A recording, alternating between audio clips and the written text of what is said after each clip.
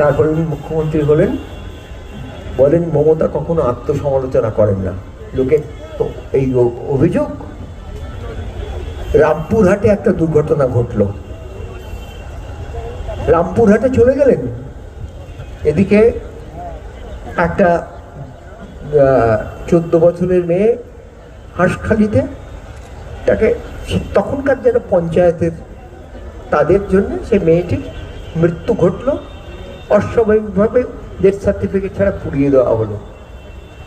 ছুটে গেলেন রামপুরহাটে, দাঁড়িয়ে বললেন ইনি, রামপুরহাটে আমাদের মুখ পুড়েছে, হাঁসখালিতে আমাদের মুখ পুড়েছে। এখানে কুণাল আছেন, যে কুণাল আসলে মূলত পরিচয় সাংবাদিক হলেও রাজনৈতিক হলেও চমৎকার লিখতে পারেন। আমি প্রত্যেক রোববার তার লেখা পড়ি। কুণাল জানেন যে এ কথা সব কাগজে বেরিয়েছিল যে আমাদের মুখ পুড়েছে রামপুরহাটে, হাঁসখালিতে।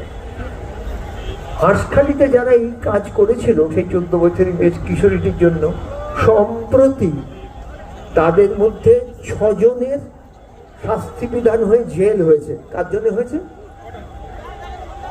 কার জন্য হয়েছে?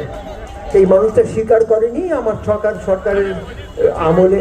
তার মানে এই সরকার, আমি যখন একটা সরকারে এসেছি তখন আমি আগের যাদের কথা বললাম, তখন উনি সরকারে আসেননি, উনি শুধু এমপি, একটা সিট তৃণমূলের। তারপর তিনি সরকারে এসেছেন। যেই সরকারে এসেছেন তখন কিন্তু আমার ব্যক্তিগত অভিজ্ঞতা বলছি, এগুলো যেগুলো আপনার জানার কথা নয়,